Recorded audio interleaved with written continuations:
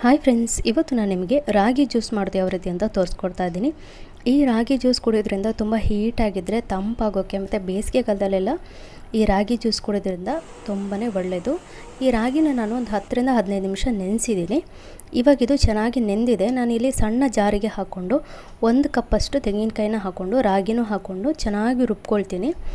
ಇಲ್ಲಿ ನಾನು ಸಣ್ಣ ಮಿಕ್ಸಿಗೆ ಯಾಕೆ ಹಾಕ್ಕೊಂಡಿದ್ದೀನಿ ಅಂದರೆ ಚೆನ್ನಾಗಿ ರುಬ್ಬಿದ ನಂತರ ನಾನು ಮತ್ತು ದೊಡ್ಡ ಮಿಕ್ಸಿಗೆ ಹಾಕಿ ಚೆನ್ನಾಗಿ ನೀರು ಹಾಕಿ ಮತ್ತು ಸ್ವಲ್ಪ ಸಕ್ಕರೆ ಹಾಕಿ ರುಬ್ಕೊಳ್ತಾ ಇದ್ದೀನಿ.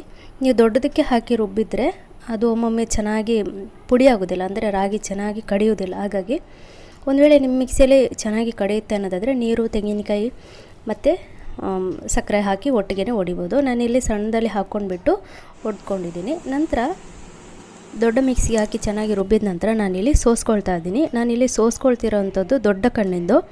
ಇದು ಒಂದು 2 ಸಾರಿ ಸೋಸ್ಕೊಳ್ತೀನಿ. ಮತ್ತು ಇದಕ್ಕೆ ಸ್ವಲ್ಪ ನೀರು ಹಾಕಿ ರುಬ್ಕೊಂಡು ಮತ್ತೆ ಇದಕ್ಕೆ ಸೋಸ್ಕೊಳ್ಳುವಂಥದ್ದು. ಇಲ್ಲಿ ನಾನು 2 ಸಾರಿ ಸೋಸ್ಕೊಳ್ತಾ ಇದ್ದೀನಿ. ಇಲ್ಲಿ ನಾನು ಸಣ್ಣ ಆರ್ಪೆಯಲ್ಲಿ ಸೋಸ್ಕೊಳ್ತಾ ಇದ್ದೀನಿ, ಯಾಕೆಂದರೆ ಅದರ ತರಿ ಎಲ್ಲ ಇದರಲ್ಲಿ ಹೋಗುತ್ತೆ. ಇದು ಸಣ್ಣ ಕಣ್ಣು ಇದೆಯಲ್ವ, ಹಾಗಾಗಿ. ಈಗ ಈ ಜ್ಯೂಸ್ ರೆಡಿಯಾಗಿದೆ. ಈ ಟೈಮಲ್ಲಿ ನೀವು ಸಕ್ಕರೆ ಬೇಕಾದರೆ ನೋಡ್ಕೊಂಡು ಹಾಕ್ಕೊಳ್ಳಿ, ಇಲ್ಲ ಬೆಲ್ಲ ಹಾಕ್ತೀನಿ ಅಂದರೆ ಬೆಲ್ಲ ಕೂಡ ಹಾಕ್ಕೊಳ್ಬೋದು. ಈಗ ನಾನು ಇದಕ್ಕೆ ಐಸ್ನ ಹಾಕ್ಕೊಳ್ತೀನಿ. ಸೊ ಇಷ್ಟೇ ಇವತ್ತಿನ ಈ ರೆಸಿಪಿ. ತುಂಬ ಸಿಂಪಲ್, ತುಂಬ ಬೇಸಿಗೆಗಾಲಕ್ಕಂತೂ ತುಂಬ ಯೂಸ್ಫುಲ್ ಜ್ಯೂಸ್ ಇದು. ಖಂಡಿತ ಈ ವಿಡಿಯೋ ನಿಮಗೆಲ್ಲ ಇಷ್ಟ ಆಗಿದೆ ಅಂತ ಭಾವಿಸ್ತೀನಿ. ಸೊ ಇವತ್ತಿನ ವಿಡಿಯೋ ನಿಮಗೆಲ್ಲ ಇಷ್ಟ ಆದರೆ ಪ್ಲೀಸ್ ಒಂದು ಲೈಕ್ ಮಾಡಿ, ಶೇರ್ ಮಾಡಿ, ಸಬ್ಸ್ಕ್ರೈಬ್ ಮಾಡ್ಕೊಳ್ಳಿ.